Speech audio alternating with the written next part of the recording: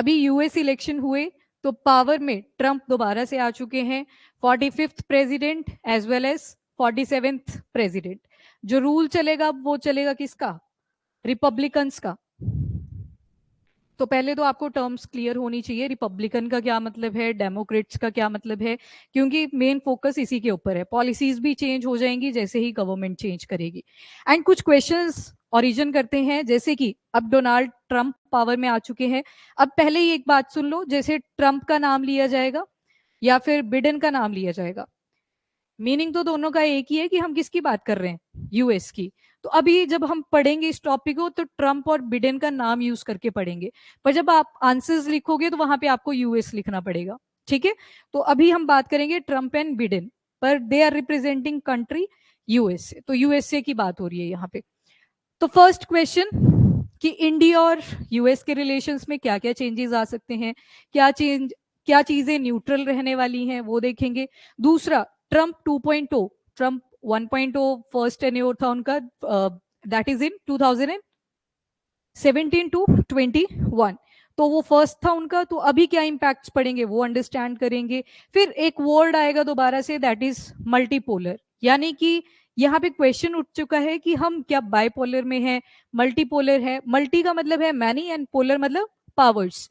तो यहाँ पे कुछ एविडेंसेस ऐसे शो करेंगे आपको कि हाँ जी यूएस जो है वो अपनी हेजेमनी मेंटेन करने की ट्राई कर रहा है। हेजेमनी क्लियर है सभी को? हेजेमनी मतलब वो चाहते हैं कि हम ही पावर करें, एक power over all the countries of the world, तो मल्टीपोलर। तो कुछ एविडेंसेस ऐसे शो करेंगे आपको कि मल्टीपोलैरिटी नहीं एग्जिस्ट कर रही है, सारी ही कंट्रीज अपनी अपनी लीडरशिप को शोकेस कर रही हैं। उसके अलावा इंडिया और यूएस के relation with respect to Democrats and Republicans, मतलब जब बिडेन थे तब क्या क्या चेंजेस देखने को मिले, और अब डेमोक्रेट्स आ चुके हैं, तो हम क्या करेंगे, अजम्पशन करेंगे कि हाँ जी ये चेंजेस देखने को मिल सकते हैं, ये नहीं भी मिल सकते हैं, कुछ न्यूट्रल रहेंगे। क्या पता अभी जो स्टांस रहेगा फ्रॉम द यूएस साइड वो चेंज हो जाए, पहले कुछ और था जब ट्रंप रूलिंग में थे। ठीक है, और ये दूसरी बार है, और आपको पता है मोदी और ट्रंप की काफी पिक्चर्स बार बार वायरल होती रहती है, दैट रिप्रेजेंट की अच्छी फ्रेंडली जो नेचर है इन दोनों कंट्रीज के बीच में दिखता रहता है। तो आपका जीएस पेपर 2 इंटरनेशनल रिलेशंस और फॉरेन पॉलिसीज के ऊपर इंपॉर्टेंस है। तो पहले तो 5 क्रिटिकल थीम्स जो इंडिया के लिए इंपॉर्टेंट होने वाली हैं, वन बाय वन देखेंगे। जैसे जैसे हम आर्टिकल्स में आगे जाएंगे तो आपको दिखेगा रेगुलेटरी चेंज। अब हर एक जो पार्टी आती है, इंडिया की बात कर लो, यूएस की बात कर लो, सबकी कोई ना कोई आइडियोलॉजी होती है ना। जैसे यूएस की अगर बात करेंगे तो डेमोक्रेट्स वर्सेस रिपब्लिकन्स।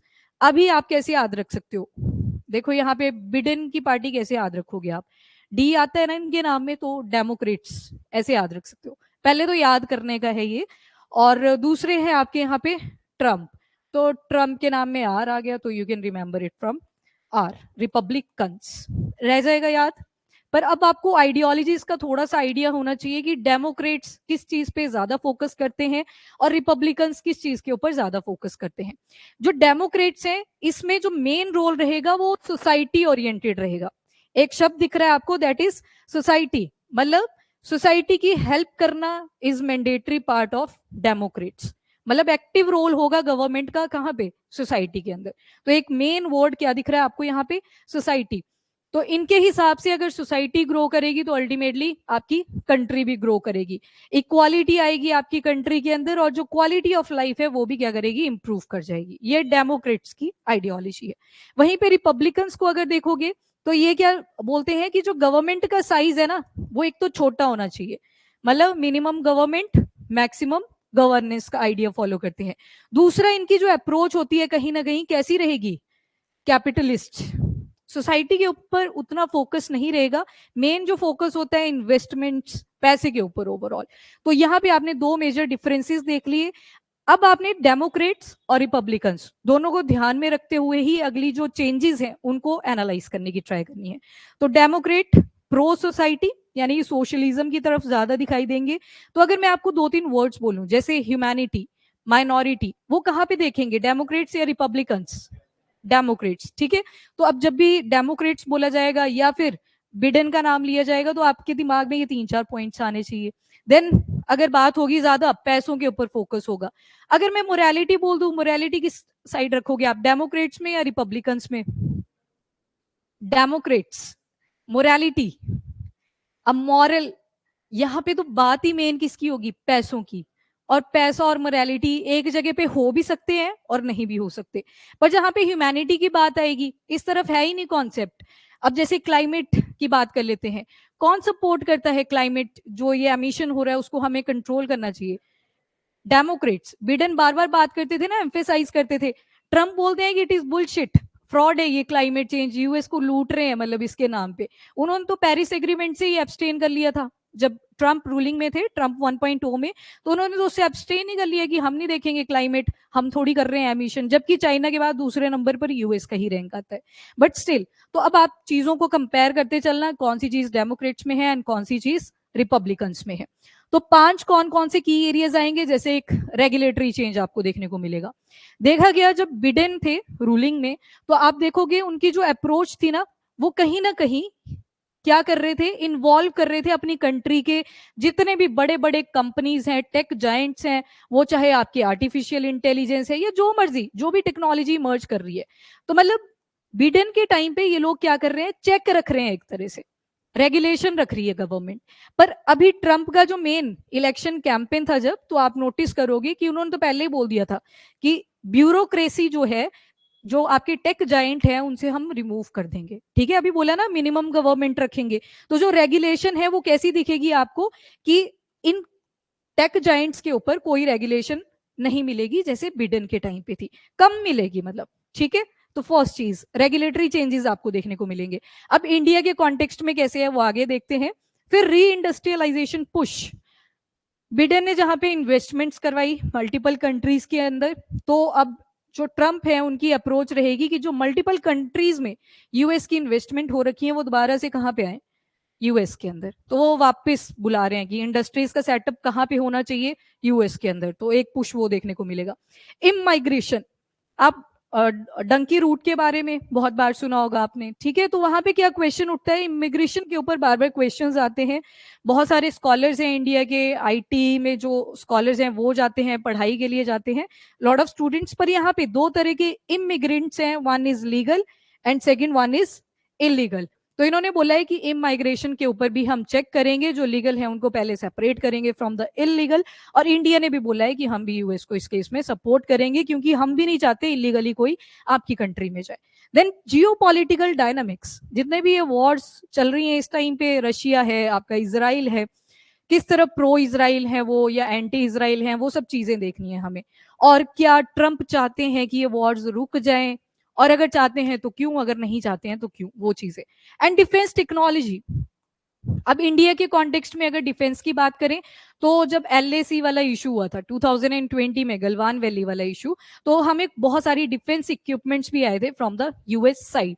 तो बोलने से नहीं, मतलब वर्बल नहीं थी वो हेल्प, बट कैसी थी, प्रैक्टिकल थी। तो ट्रेडिशनल जो चलती आ रही थी थ्योरी की हम नहीं अपनी इंटेलिजेंस शेयर करेंगे एंड ऑल, वो जो थी वो ट्रंप ने कहीं ना कहीं तोड़ी थी। तो ये कुछ 5 जो पॉइंट्स हैं ये निकल के आएंगे at the end of lecture. ठीक है, तो ट्रम्प 1.0 की बात करें तो मोदी एंड ट्रम्प मिलते हैं आपस में, और हमारे प्राइम मिनिस्टर ने ओपनली एक स्टेटमेंट कह दी थी, अब की बार ट्रम्प सरकार, जैसे इंडिया में चलती है कैंपेन, वैसे ही वो जब गए थे टेक्सास हाउस्टन सिटी में गए थे, तो वहां पे भी ये स्टेटमेंट बोल दी थी। और बहुत ज्यादा क्रिटिसिज्म भी आया था, क्योंकि जब आप किसी पॉलिटिकल पोजीशन पे हो और वो भी इतनी बड़ी पोजीशन पे हो, तो आप ओपनली किसी पार्टी को सपोर्ट नहीं कर सकते। और ऊपर से ट्रंप को सपोर्ट किया, आ कौन गया था, बिडेन। तो स्टार्टिंग में बिडेन क्वाड वगैरह आप पढ़ते रहते हो बार बार, ठीक है, क्वाड याद है ना, क्वाड 4 कंट्रीज का ग्रुप, कौन कौन सी, US, Australia, Japan and India. Main focus क्या है, इंडो पैसिफिक रीजन को स्ट्रेंथन करना। तो जहां पे ट्रंप चाहते हैं कि ये जो क्वाड ग्रुप है, यहां पे थोड़ा सा आपको नेगेटिव पॉइंट देखने को मिलेगा। ट्रंप चाहते हैं कि ये जो क्वाड ग्रुप है ना, ये थोड़ा सा मिलिटराइज हो जाए, मतलब डायरेक्ट एक तरह से फाइट देखने को मिलेगी अगेंस्ट चाइना, क्योंकि चाइना के साथ ट्रंप की खास बनती नहीं है, क्योंकि ट्रेड वॉर में पड़े हुए हैं दोनों ही चाइना का क्या था मेन फोकस कि मुझे भी इकोनॉमी में इमर्ज करना है, आजकल तो खैर थोड़े ठप हो चुके हैं, बट स्टिल दे वांट कि हम भी थोड़ा इमर्ज करें।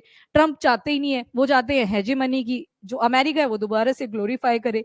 तो वो चीजें देखने को मिलेगी। वहीं पे बिडेन की पॉलिसी क्या थी टुवर्ड क्वाड, स्टार्टिंग में तो कोई इंटरेस्ट ही नहीं था।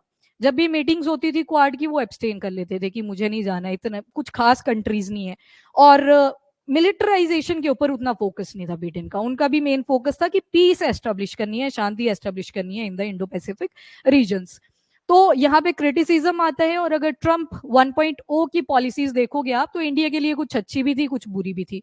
तो हम ये बोल सकते हैं कि जो आपका कंक्लूजन निकल के आएगा वो कैसे एंड होगा, ऑन द बैलेंस अप्रोच। तो ऐसे भी नहीं आप पूरे पॉजिटिव पॉइंट्स लिख पाओगे या फिर पूरे ही नेगेटिव पॉइंट्स लिखोगे, एक बैलेंस ही अप्रोच आपको लेके चलना पड़ेगा। तो Democrats and Republicans done, terms clear. बस अब ये समझ लेना खुद ही कि क्या बोला जा रहा है जब भी डेमोक्रेट्स बोला जाएगा या रिपब्लिकन्स बोला जाएगा। तो ओके, पहले तो बोला गया कि ठीक है विक्ट्री हो चुकी है डोनाल्ड ट्रंप की, 47th प्रेसिडेंट ऑफ यूएस, और मे बी इंडिया और जो यूएस हैं अपने बायलेटरल टाइज को बैलेंस करेंगे। नाउ क्या क्या रीजंस हैं कि इंडिया और यूएस के रिलेशन इंपॉर्टेंट रोल प्ले करते हैं। तो first of all trade and technology cooperation.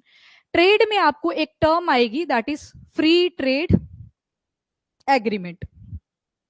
Free trade agreement की नेगोशिएशन हो रही थी जब ट्रंप 1.0 चल रहा था 2019 में।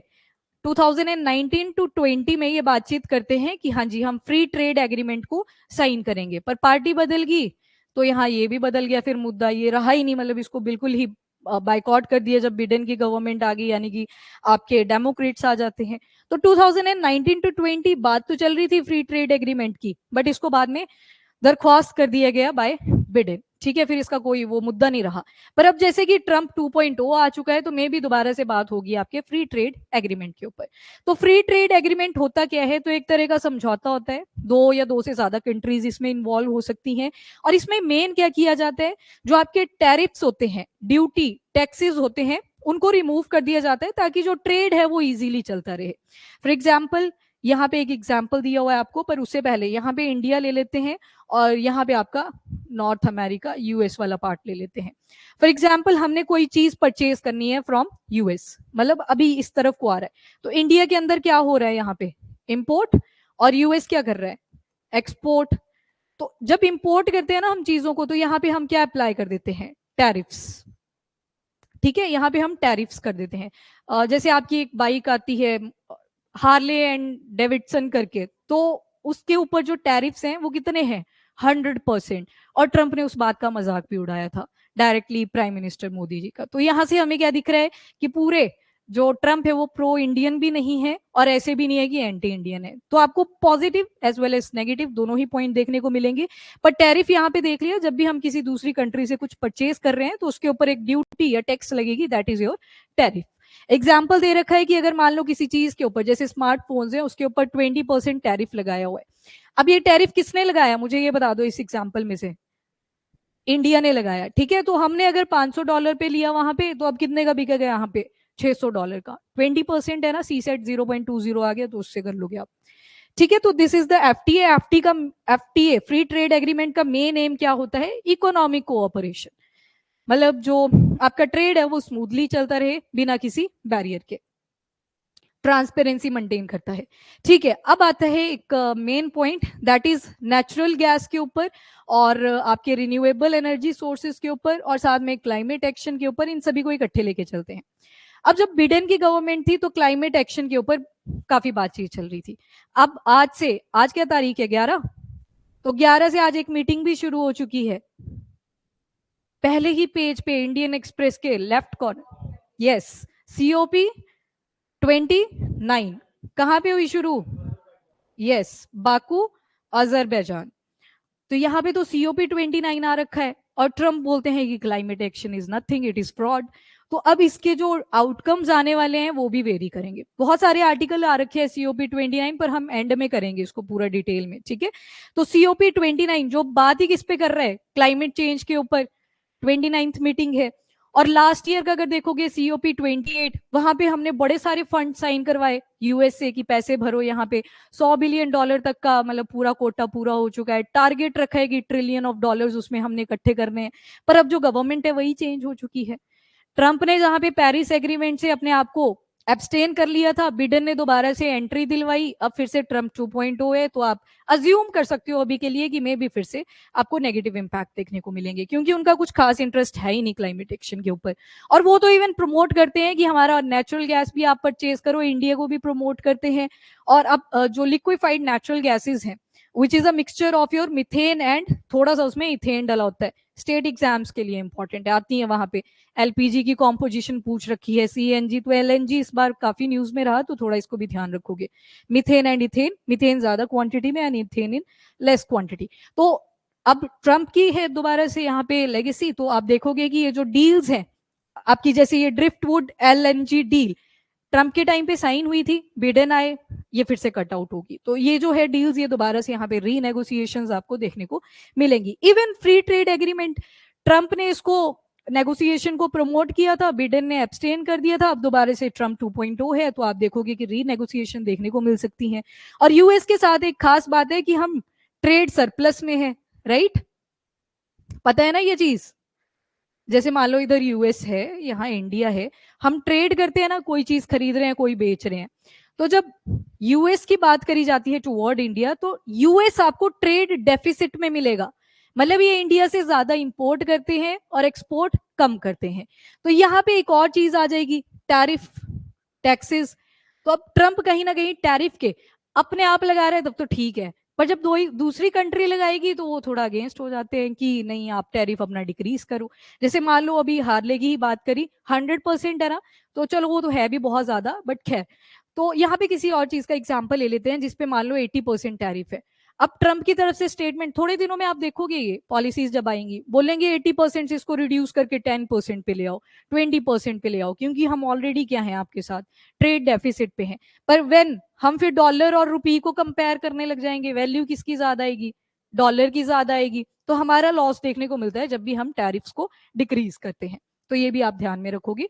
तो ये जो एलएनजी है, ऑयल है, यूएस एनकरेज करेगा कि इनको परचेज करो, और इनसे क्या मिलेगा, एमिशन मिलेगा, कार्बन डाइऑक्साइड, जिसकी बात हो रही है COP29 में अब, कि इसको हमें रिड्यूस करना है, ये दोबारा से आपको इंक्रीज होती हुई दिखेगी। अमन ठीक हो, ठीक, अच्छा। Lack of pressure on internal issues, अब जैसे कि बात किसकी हो रही है आपके, रिपब्लिकन्स की, मेन फोकस किस पे रहेगा, पैसों के ऊपर। तो आपको लगता है ये democratic norm, minority rights, press freedom, human right issue, इन पे अब ज्यादा बात होगी, नहीं होगी, ठीक है। तो ये जो आप देखोगे कि इंडिया को कम पुश करेगा यूएस टुवर्ड दीज, ये जो जितने भी इश्यूज हैं इनकी तरफ अब कम प्रोवोक मिलेगा फ्रॉम द यूएस साइड।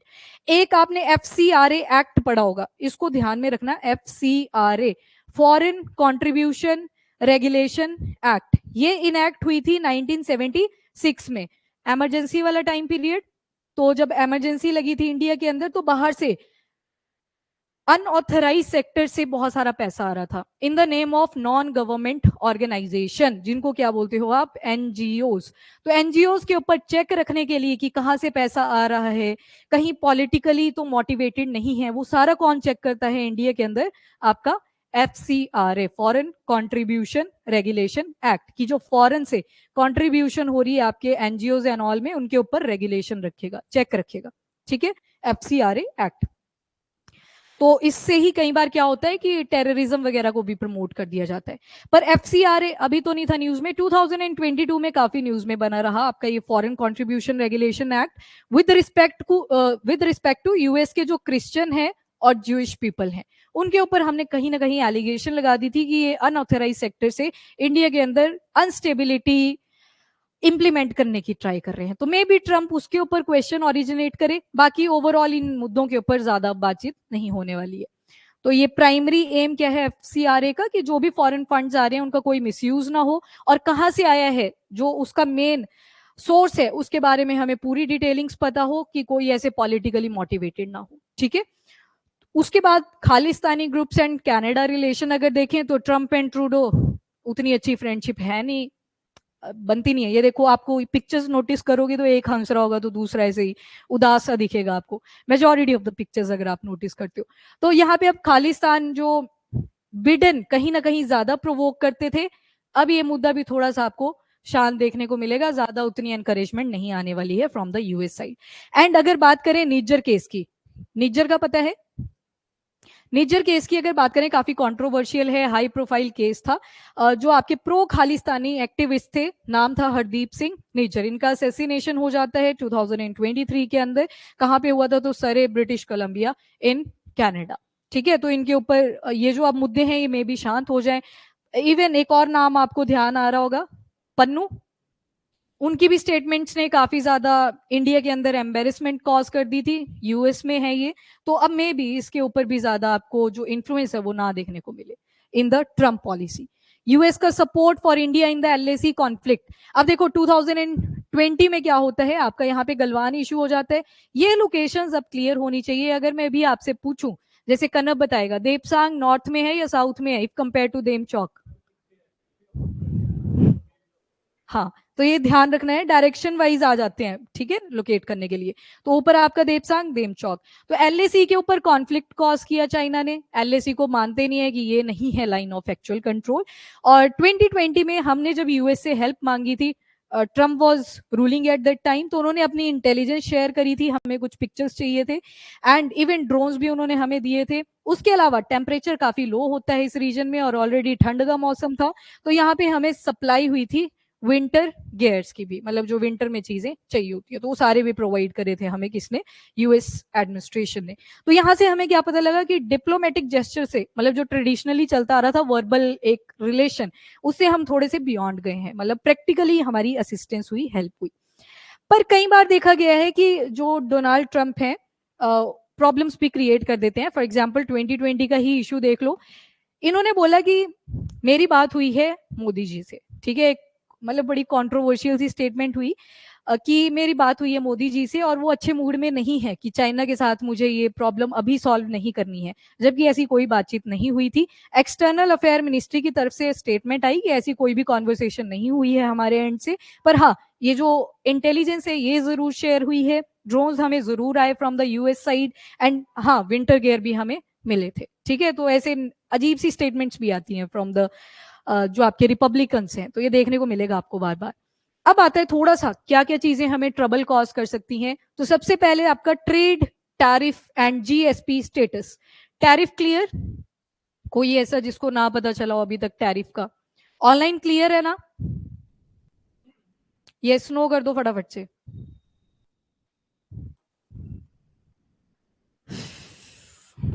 कैसे सुनोगे? अरे जल्दी से बताओ, क्लियर है टर्म या नहीं? ठीक है ठीक है, yes yes, okay okay okay, done. दूसरी टर्म पे चलते हैं, that is GSP. GSP stand for generalised system of preference, of preference. ये ना यूएस ने शुरू किया था ये system, generalised system of preference. कुछ यूरोपियन कंट्रीज ने भी इसको अडॉप्ट किया। पर है क्या जीएसपी? इसमें क्या किया जाता है, आपको ट्रेड के लिए, जैसे एफटीए है ना, बस उसी की तरह कॉन्सेप्ट है, पर किसके रिस्पेक्ट में बात होती है? यूएस और आपकी कुछ यूरोपियन कंट्रीज। यहाँ पे क्या किया जाता है कि आपको थोड़ी बहुत जो टैरिफ्स होते हैं उनको रिड्यूस करवा दिया जाता है। तो जीएसपी की लिस्ट थी, उसमें इंडिया का भी नाम था, मतलब ट्रेड आप अपनी स्मूथ तरीके से कर सको। पर ट्रंप ने ये स्टेटस छीन लिया था इंडिया से, तो यहाँ पे अब आपको नेगेटिव भी कुछ चीजें देखने को मिलेगी। तो जीएसपी की लिस्ट में पहले इंडिया का नाम था, बाद में नाम छीन लिया गया था बाय ट्रंप एडमिनिस्ट्रेशन। दूसरा, वर्ल्ड ट्रेड ऑर्गेनाइजेशन। जब इंडिया अपने टैरिफ्स रिड्यूस नहीं करता है, ट्रंप कंप्लेंट कर देता है at World Trade Organization. Sugar का आपने काफी सुना होगा, एक टाइम पे ब्राजील ने कंप्लेंट की थी इंडिया की, क्योंकि हमारे यहाँ पे सब्सिडी बहुत दे दी जाती है फार्मर्स को, जिससे हमारा जो शुगर का इंफ्रास्ट्रक्चर है that is more beyond than Brazil और ये आपके यूएस एंड ऑल। तो उस टाइम भी ट्रंप ने क्या किया था, वर्ल्ड ट्रेड ऑर्गेनाइजेशन में हमारी कंप्लेंट कर दी थी। तो यहाँ पे कुछ अब ट्रबल मेकिंग पॉइंट्स भी आपको दिखेंगे, तो तभी बोल रही हूँ बैलेंस सी अप्रोच चलेगी, positive as well as negative points. तो अभी दोबारा से आपका जो ट्रम्प 2.0 है, ये दोबारा से आपको प्रॉब्लम्स देखने को मिल सकती हैं, जो ट्रेड रिलेटेड प्रॉब्लम्स है। उसके अलावा ट्रंप के पब्लिक कमेंट आए कुछ डिप्लोमेसी के ऊपर, जैसे 2019 में पाकिस्तान और इंडिया के काफी सारी फाइट हुई, ठीक है, और कुछ टेररिस्ट अटैक्स भी हुए आपके कश्मीर वाले रीजन में। तो ट्रंप ने बोला कि ये जो आपका कश्मीर वाला इशू है ना, मेरी बात हुई है मोदी वही बात बोलते हैं कि I talk to Modi, and उन्होंने बोला है कि मैं मीडिएशन करवाऊंगा, यानी कि ट्रम्प मीडिएशन करवाएंगे कश्मीर वाला जो इशू हो रखा है between Pakistan and India. India बोले कब हुई ऐसी बात, कोई बात नहीं हुई है। तो हमारी तरफ से स्टेटमेंट की कि कोई ऐसी कॉन्वर्सेशन नहीं हुई थी। फिर ट्रम्प चुप हो गए, कुछ नहीं बोला उसके बाद। एंड दूसरी बात 2020 का मैंने अभी आपको बताया, लाइन ऑफ एक्चुअल कंट्रोल वाला। तो इसमें भी उन्होंने बोला कि I talk to PM Modi, और वो भी अच्छे मूड में नहीं है कि एलएसी वाला मुद्दा हम सॉल्व करें। फिर से इंडिया वाले कब हुई ऐसी बातचीत? हाँ, इन्होंने इंटेलिजेंस जरूर प्रोवाइड करी, ड्रोन्स हमें प्रोवाइड करे, विंटर गेयर्स हमें प्रोवाइड करे, पर ऐसी कोई बात नहीं हुई है, ठीक है। तो मतलब कुछ भी चला हुआ है अपनी मर्जी से, तो वो चीजें भी देखने को मिलेंगी। इवन जब हार्ले डेविडसन के ऊपर हमने 100% टैरिफ लगा दिए, फैट बॉय है ना, ये फैट बॉय है ना, ठीक है। तो टैरिफ्स लगाए 100%, और उसके ऊपर ट्रंप ने मजाक उड़ा दिया था काफी ज्यादा, ठीक है। तो अगर प्राइम मिनिस्टर की ऊपर मजाक उड़ रहा है, वो पूरी कंट्री का ही मजाक था एक तरह से। मैन्युफैक्चरिंग के ऊपर लगाया था, वो आप अपने एंड से पढ़ सकते हो, यहाँ पे बोलने का कोई फायदा नहीं है। उसके बाद 2020 कोविड-19 आ जाता है, और एक दवाई बहुत पॉपुलर हुई थी, हाइड्रोक्सी क्लोरोक्विन। सुना है इसके बारे में? Hydroxy chloroquine. जनरली तो इसको ऑटो इम्यून डिसऑर्डर हो जाते हैं उनमें दिया जाता है, या फिर आपकी ये हो जाती है, क्या बोलते हैं इसको, सिस्टेमिक ल्यूपस एरिथेमेटोस। इसमें ना रैशेस पड़ते हैं और बटरफ्लाई की शेप आ जाती है नाक के ऊपर से, जहां जहां रैशेस पड़ते हैं। ज्वाइंट पेन रहता है, फीवर रहता है। पर पता चला कि ये कोविड-19 को भी रिड्यूस करने में थोड़ी सी हेल्प कर रहा था। रिड्यूस बोला मैंने, खत्म नहीं बोला। मैं रामदेव जी की तरह स्टेटमेंट यूज नहीं करूंगी कि खत्म ही हो जाएगी महामारी, वैसा कुछ नहीं था, रिड्यूस कर रहा था ये। फिर क्या हुआ कि इंडिया के अंदर डिमांड रेज कर गई हाइड्रोक्सी क्लोरोक्विन की, और हमने कर दिया बंद कि हम इसका एक्सपोर्ट नहीं करेंगे, पहले इंडिया के अंदर सप्लाई करेंगे। उसके बाद ट्रंप ने उसके ऊपर भी एलिगेशन लगा दिए थे कि आप ऐसे कैसे बैन कर सकते हो, दुनिया पेंडेमिक से सफर कर रही है और आपने बैन कर दिया। जब बाकियों की बारी आती है ये कर देते हैं बैन, ये अपनी टेक्नोलॉजी भी शेयर नहीं करते, चाहे वो वैक्सीन रिलेटेड हो, मेडिसिन रिलेटेड हो। But when it comes to India, तो ये ऐसी ऐसी स्टेटमेंट्स दे देते हैं कि आप ऐसे कैसे बैन कर सकते हो। ह्यूमैनिटी कहाँ पे गई? सडनली रिपब्लिकन से आप सुनोगे ह्यूमैनिटी का नाम, कि एकदम से मानवता की बात कर रहे हैं। उसके बाद टेंशन विद ईरान, ये हमेशा से ही रही है। किस चीज के ऊपर? एक ही मुद्दा है हमेशा से, न्यूक्लियर टेक्नोलॉजी। अभी है न्यूक्लियर वेपन्स ईरान के पास? नहीं है। तो ईरान, और दूसरी कंट्री है वेनेजुएला। वेनेजुएला आपकी साउथ अमेरिका में आ जाएगी, ठीक है। तो वेनेजुएला और ईरान, निकी हेले हैं यूएन की एनवॉय, आती हैं इंडिया 2018 में। बोला तेल नहीं खरीदना है, किससे नहीं खरीदना है? ईरान और वेनेजुएला से, क्योंकि हमारी नहीं बनती है, तो अगर खरीदा तो हम सैंक्शन लगा देंगे। पर 2018 में हम थोड़े से डर गए थे, हमने नहीं परचेजिंग करी थी फिर ऑयल की फ्रॉम ईरान एंड वेनेजुएला, ठीक है। वेनेजुएला के साथ भी यूएस के बहुत पुराने पॉलिटिकल, इकोनॉमिकल, ज्योग्राफिकल, पता नहीं कैसी कैसी प्रॉब्लम्स है इनके साथ। तो ये वाली 2018 में स्टेटमेंट आती है। और उसके अलावा अगर अब की बात करें, तो ट्रंप रशिया के प्रो हैं या फिर एंटी हैं? प्रो हैं, ठीक है। पहले लोकेशंस देख लो, उसके बाद बात करते हैं। तो ईरान आपको मिल जाएगा, यहाँ पे इंडिया है, ये कौन सी है? पाकिस्तान, ऊपर अफगानिस्तान, और ये साइड में रेड वाला ईरान वाला आ जाएगा, ठीक है। और यहाँ पे वेनेजुएला। कौन सी 3 नेबरिंग कंट्रीज है? हाँ, और वेरी फ्रेंच, ये वाली है, ये गुआना है। ये गुआना आ गई, ये ब्राजील, और ये आ गई Colombia. Colombia is the country जो आपके एटलांटिक ओशन और इधर पैसिफिक ओशन दोनों के साथ टच करती है। हाँ, कैरिबियन सी है, पर कैरिबियन सी में भी पानी किसका है? आपके एटलांटिक ओशन का है। चलो ये ज्योग्राफी का था, छोड़ो इसको। नाउ रशिया की बात करें विद रिस्पेक्ट टू ट्रंप, तो अब यहाँ पे 3 लोग आएंगे। ये है ट्रंप, ये ऐसे ही रहते हैं ना, मतलब सारी पिक्चर सेम पोज में, ठीक है। ट्रंप, और ये कौन है? जी जिनपिंग, और ये कौन है? Vladimir Putin. अब देखो, चाइना के साथ है ट्रेड वॉर। चाइना सोचता है मैं अपनी हेजेमनी क्रिएट कर दूं, और इधर अब ट्रंप भी आ चुके हैं, तो ये भी चाहेंगे मैं अपनी ग्लोरी जो है उसको दोबारा से अटेन करूं। पुतिन लगे हुए हैं अपनी ग्लोरी को वापस लाने में, राइट। तो यहाँ पे तो चल रहा है ट्रेड वॉर दोनों के बीच में, चाइना एंड यूएस। तो ये तो हो गए बाइकॉट ही, बिल्कुल इनके साथ तो कभी नहीं बनने वाली। और चाइना के लिए चाइना की जगह पे ऑल्टरनेटिव कौन सोच के चलते हैं? ट्रम्प, कि हमें इंडिया से ही आ जाए, जो रॉ मटेरियल जो भी चीजें चाहिए वो कहाँ से आ जाए? इंडिया से आ जाए। तो चाइना तो हो गया बिल्कुल ही साइड लाइन। और अगर पुतिन की बात करें तो रिलेशंस आर बिट गुड। जबकि कोल्ड वॉर की बात करें यूएस और यूएसएसआर, तो यूएस और रशिया की तो बननी नहीं चाहिए उस मुद्दे पे। बट यहाँ पे क्या देख रहे हैं हम, कि जो यूएस है और रशिया है, यहाँ पे आपको थोड़ा सा प्रो वाला इम्पैक्ट देखने को मिलेगा।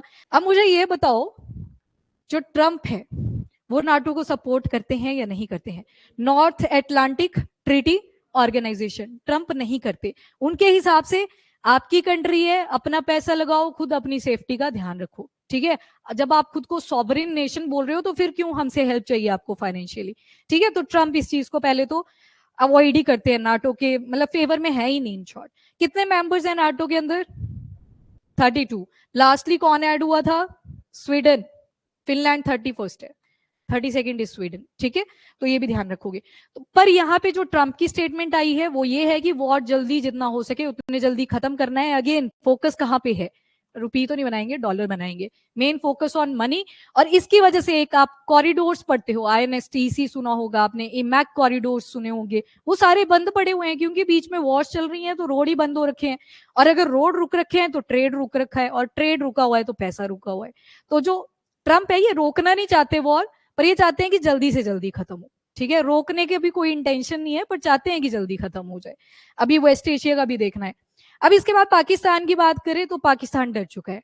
आज आपने न्यूज़पेपर में देखा होगा, एस जयशंकर जी की तरफ से स्टेटमेंट आई है कि बहुत सारी कंट्रीज डर रखी हैं कि यूएस में दोबारा से रिपब्लिकन्स का रूल आ चुका है, पर हम उनमें से नहीं है, क्योंकि हमने तो देख लिया पॉजिटिव नेगेटिव दोनों ही सहन करने पड़ेंगे अपने को। When it comes to Pakistan, अब पाकिस्तान रो रहा है लिटरली, कि पहले थोड़ा बहुत लोन आ भी रहा था इंटरनेशनल मॉनेटरी फंड से, वर्ल्ड बैंक से, अब वो भी नहीं आएगा क्योंकि ट्रम्प बिल्कुल अगेंस्ट है इस चीज के। पाकिस्तान के गरीब है ना, कैपिटलिस्ट है, पैसों के ऊपर ज्यादा बात करेंगे, इनके पास पैसे ही नहीं है तो फिर क्यों ही बात करेंगे। उसके अलावा मुझे ये बता दो कितनी स्टेट्स हैं आपके पाकिस्तान के अंदर? लिखी दी अब तो, 4 है टोटल। कौन कौन सी हैं?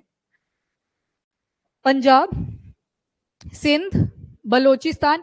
अगर यहाँ पे यू आ जाए तो वो अफगानिस्तान वाली साइड की बात हो रही होती है, तो स्पेलिंग्स भी थोड़ा ध्यान रखोगे। ये बलोचिस्तान है। और ये क्वेटा, क्वेटा का क्या हिस्टोरिकल रेलिवेंस है?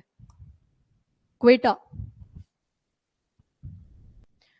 मूवी देखी है, मिशन मजनू देखी है? किस किसने देखी है?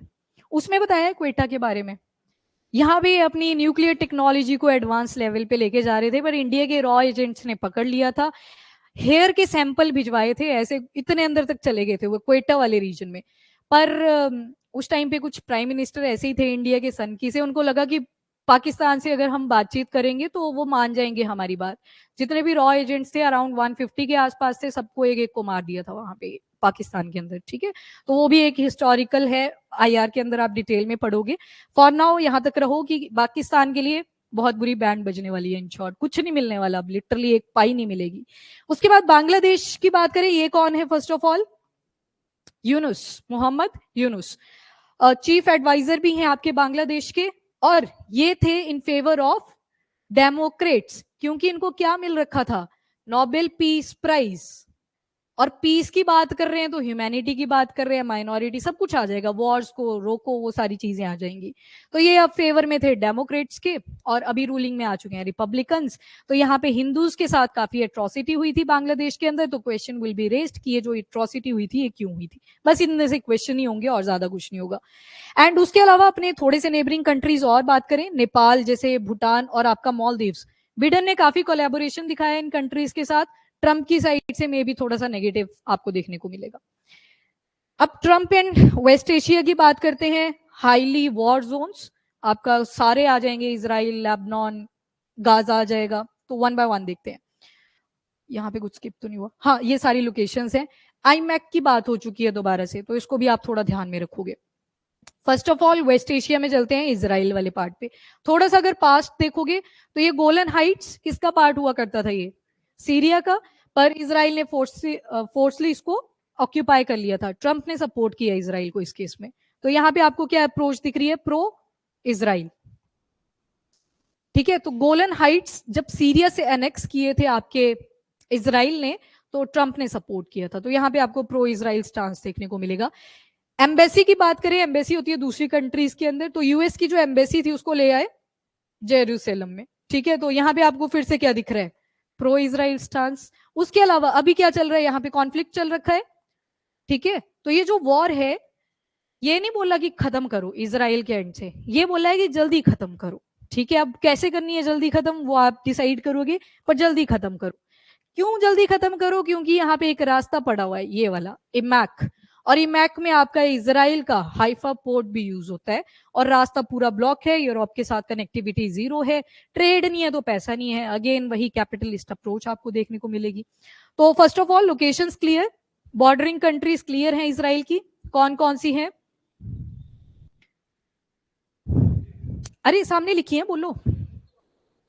नॉर्थ से शुरू करो, लेबनान, सीरिया, जॉर्डन, इजिप्ट, ये पेनिनसुला है, एक सिनाई पेनिनसुला, राइट।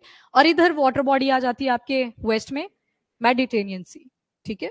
इनको भी ध्यान में रखना, आती है बॉर्डरिंग कंट्रीज तो पूछी जाती हैं, तो आप ध्यान रखोगे।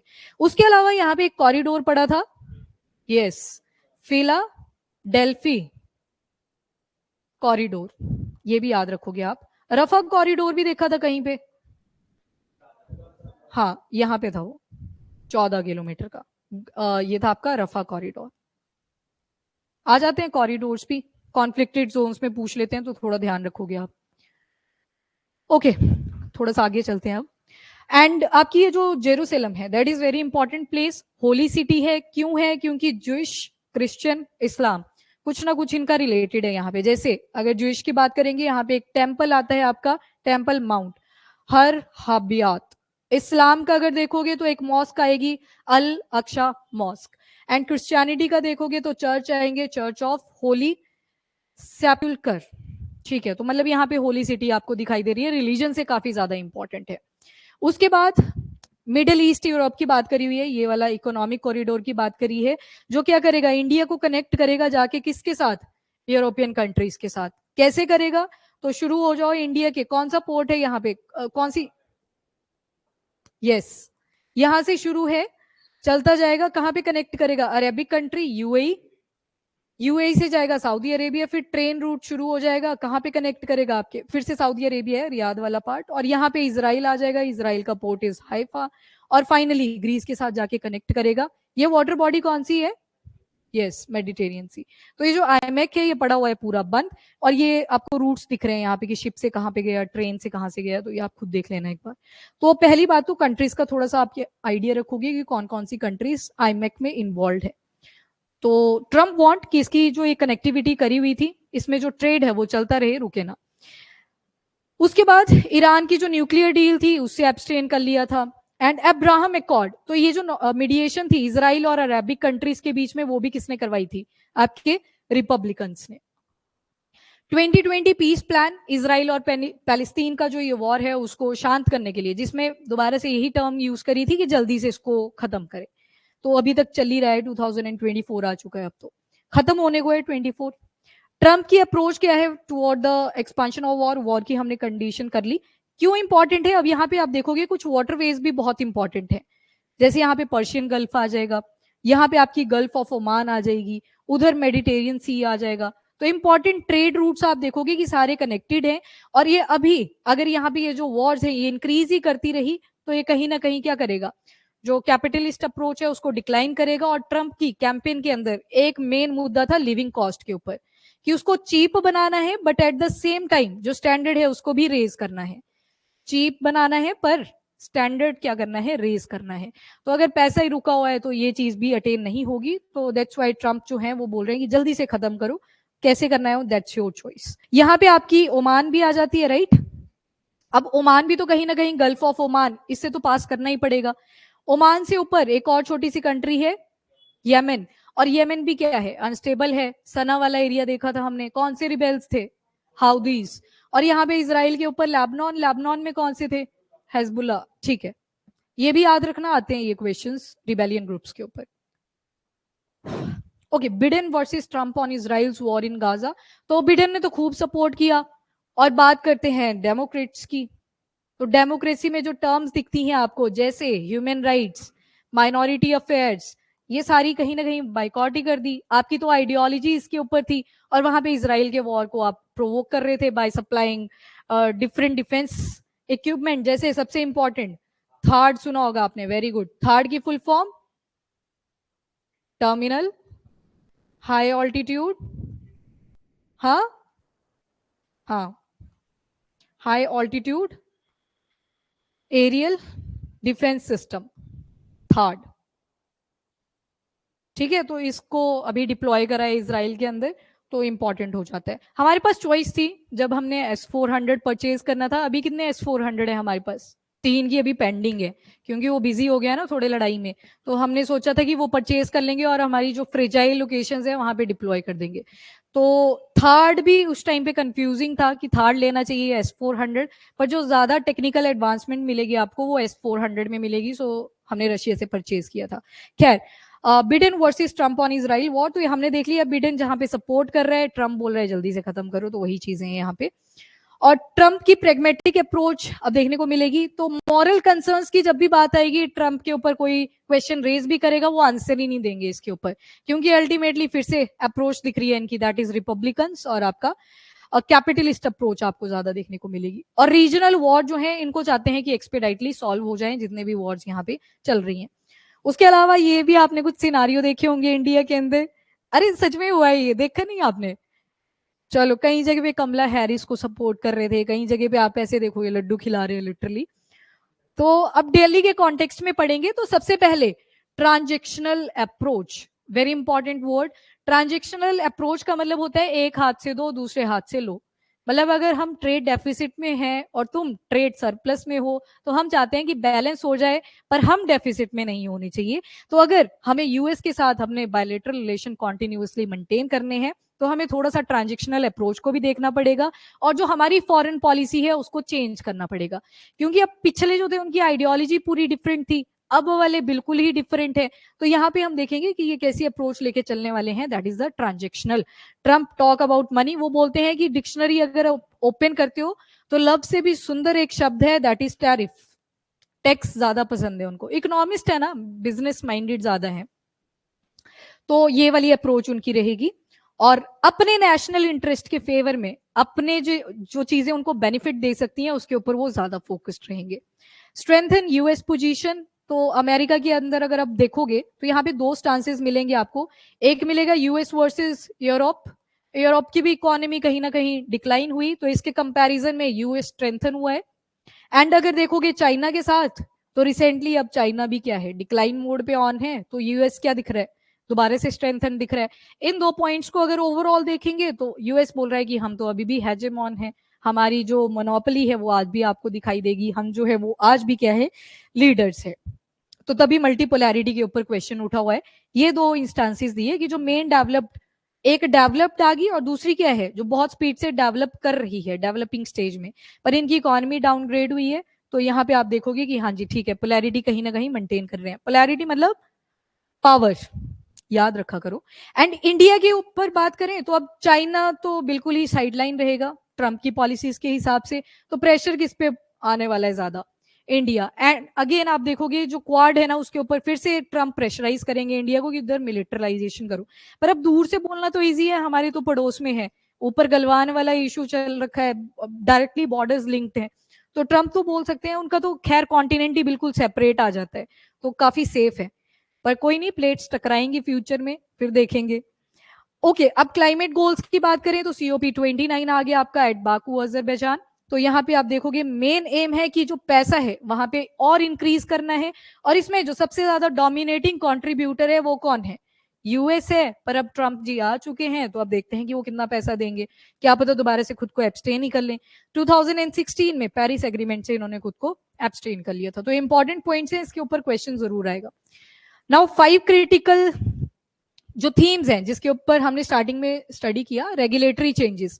तो रेगुलेटरी चेंजेस में जहां पे बिडेन की गवर्नमेंट रेगुलेट कर रही थी आर्टिफिशियल इंटेलिजेंस वाली कंपनीज को, क्रिप्टो करेंसीज वाली को, रिन्यूएबल एनर्जी वाली को, अब रेगुलेशन कम कर दी जाएगी। और इसी वजह से जब इन्होंने ये कैंपेन में अपना बताया, तो वॉल स्ट्रीट आपका New York, silicon valley that is California, यहाँ से काफी ज्यादा सपोर्ट मिला है। यहाँ पे आपका कैलिफोर्निया, इस तरफ आपको न्यूयॉर्क मिल जाएगा। तो काफी ज्यादा सपोर्ट मिला। क्यों बोला इन्होंने? क्योंकि इनको अपनी जो कैपिटल इन्वेस्टमेंट है उसको और इंक्रीज करना है। जो इंडस्ट्रीज यहाँ से चली गई थी उनको दोबारा से वापस करना है। तो वापस करने के लिए री इंडस्ट्रियलाइजेशन पुश आप देखोगे। और मेन जो इनका मुद्दा रहेगा वो टैरिफ्स के ऊपर आपको देखने को मिलेगा। दूसरी कंट्री से एक एक्सपेक्टेशन रहेगी कि टैरिफ रिड्यूस कर दिए जाए। इमाइग्रेशन स्टेटस अगर देखोगे तो लीगल और इलीगल इमिग्रेशन के बीच में डिफ्रेंसिएशन करेंगे। आप बहुत सारे वीजास के बारे में सुनते हो, बहुत सारे हैं, ये एग्जांपल्स हैं जस्ट। जैसे H1B वीजा वर्किंग प्रोफेशनल्स के लिए होते हैं, IT सेक्टर, मेडिसिन सेक्टर, जो वहां पे कितने घंटे तक काम कर सकते हैं, रेगुलर आवर्स जितने भी होते हैं 8 से 9 घंटे जो भी होता है उसके लिए काम कर सकते हैं। H2A आ जाता है, ये टेम्परेरी एग्रीकल्चरल वर्कर्स होते हैं, मतलब लेबर की फॉर्म में कोई अगर यूएस चाहता है। वैसे एक J1 वीजा भी सुना होगा आपने, इंडिया के जैसे PhD कर ली किसी ने, बाहर इंटरव्यू देने के लिए गए तो एज अ स्कॉलर जाते हैं वहां पे। और भी इसके अलावा F1, there are so many visas जो यूएस प्रोवाइड करता है एज पर डिफरेंट कंडीशंस। तो इसको और स्ट्रेंथन करेगा। और इंडिया ने यहाँ पे बोला है कि हाँ जी हम भी आपकी इस फ्रेमवर्क में सहयोग देंगे। पर क्यों देंगे? इंडिया में क्यों नहीं पढ़ाई कर सकते? बताओ। पैसे की कमी? R&D पे GDP जब देखते हो तो 1% से भी कम होती है और बड़ा ही डिसअपॉइंटमेंट देखने को मिलेगा। पर फिर बायो E3 जैसी पॉलिसीज आ जाती हैं जिसमें क्या किया जाता है, बूस्ट दिया जाता है हमारे टेक्नोलॉजी वाले फील्ड में।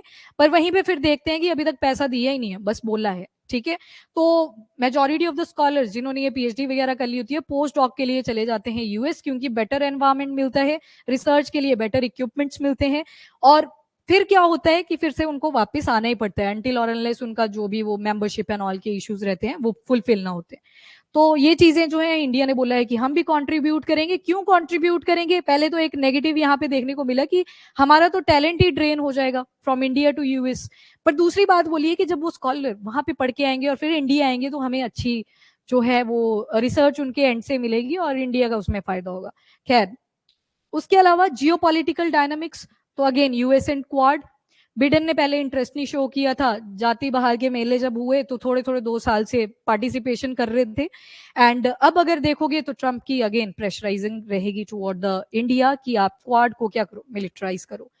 और रशिया के साथ देखोगे तो बैलेंस टाइज आपको देखने को मिलेंगे। यूरोपियन सिक्योरिटी की अगर बात करें तो नाटो की बात आ जाती है जो कि हमने डिस्कस कर ली। ट्रंप ऑलरेडी नाटो के फेवर में नहीं है और बोलेंगे दोबारा से वही स्टेटमेंट्स कि आपकी लड़ाई है, आप अपना पैसा खर्च करो यहाँ पे। ठीक है, जबकि यूक्रेन को बिडेन ने किसको सपोर्ट किया था? यूक्रेन को। यहाँ पे उल्टा है, कोल्ड वॉर के दोस्त मिलेंगे आपको। And sustaining defence and technological cooperation, इसमें इंडिया को थोड़ा फायदा रहेगा। जब भी हम थोड़ी क्रिटिकल सिचुएशंस में फंसे हैं ट्रंप ने कहीं ना कहीं हेल्प करी है। अब जब भी आंसर आएगा तो आपने ट्रंप या बिडेन नहीं यूज करना है, आप लिखोगे यूएसए। ठीक है, रूलिंग गवर्नमेंट ऑफ यूएसए या फॉर्मर गवर्नमेंट ऑफ यूएसए, या फिर ईयर का मेंशन कर लोगे जब भी ट्रंप 1.0 का मेंशन करोगे। अब बोला गया है कि अब ट्रंप 1.0 के बेसिस पे हम ये भी अजम्पशन नहीं कर सकते कि जैसे पहले थे हमारे रिलेशन वैसे ही स्मूथली आगे भी चले, तो हमें अपनी foreign policy as per the situation change करनी पड़ेगी। नीड फॉर कॉम्प्रिहेंसिव पॉलिसी और mutual benefit rather than one sided. अब ये नहीं हम सोच सकते कि टैरिफ लगा दिए बिना सोचे समझे 100%, 80%, तो हमें दोनों तरफ का सोचना पड़ेगा, क्योंकि अब अप्रोच ही कैसी है, ट्रांजेक्शनल अप्रोच है जहां पे एक हाथ से दोगे आप और दूसरे हाथ से लोगे, तो मतलब बराबर सा एक एक्सचेंज देखने को मिलेगा। एंड डिप्लोमेट्स की हमने बात कर ली। उसके बाद मल्टीपोलर के ऊपर बात कर लेते हैं थोड़ा सा। तो अब बताओ मुझे, यूएस के इलेक्शन, बड़े सारे आर्टिकल्स आप पढ़ रहे हो, तो अब बताओ आपको मल्टीपोलैरिटी दिख रही है, बायोपोलैरिटी दिख रही है, या फिर मोनोपोलैरिटी दिख रही है? और मुझे साथ में ये भी बताओ, अगर मल्टीपोलर है वर्ल्ड, तो क्या मल्टीपोलर वर्ल्ड हमेशा के लिए रह सकता है?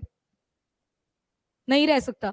पास्ट में चले जाओ अब थोड़े से, ब्रिटेन की बात कर लेते हैं। कॉलोनीज बनानी शुरू करी, पर एक टाइम आया डी कोलोनियलाइजेशन शुरू हो जाती है, वो कॉलोनीज तोड़नी पड़ी, सबने अपनी अपनी आजादी की बातें करी, तो यूके तो हो गया साइडलाइन। फिर आए 2 और, कौन कौन? USR, USSR. लड़ते रहे थोड़े टाइम के लिए। कोल्ड वॉर इज लाइक कि बस बोलना ही है, लड़ाई नहीं करेंगे फिजिकली। तो वहां पे आप क्या देखोगे? USR, USSR. पर एट द एंड 1990s का टाइम आ गया, स्पेसिफिक 1991 टू 92। यूएसएसआर डिसइंटीग्रेट कर गया आपका कितने कंट्रीज में? 15। और यूएस बच गया। पर जब यूएस बचा तो उसके बाद आप देखोगे कि 1990s में ही इंडिया के अंदर क्या आए, एलपीजी रिफॉर्म्स। एलपीजी रिफॉर्म्स आए थे ना, मतलब हमने अपनी फॉरेन जो पॉलिसीज थी उनको थोड़ा ओपन कर दिया, मतलब बाहर से इन्वेस्टमेंट हमने लेनी शुरू कर दी। तो 1990s में ही वो भी आप देखोगे। स्पेसिफिक ईयर इज 1992, पर 1990s हम जनरल टर्म यूज कर रहे हैं कि क्या क्या चेंजेस आए थे, ग्लोबल शिफ्ट्स। तो उस टाइम पे आपने देखा कि बहुत सारी कंपनीज ने इंडिया में आके इन्वेस्टमेंट करी, आईटी सेक्टर बन गया इंडिया के अंदर, और हमने जंप कर दिया from primary to tertiary market, जिसकी वजह से कहीं ना कहीं हमारा सेकेंडरी सेक्टर वीक रह गया। एमएसएमई कहां पे आता है आपका, micro small and medium enterprises Anmol, किसमें आता है एमएसएमई, प्राइमरी सेकेंडरी या टर्शरी? हाँ, सेकेंडरी में आएगा, ठीक है, सो ही गए थे आप ऐसे लगा।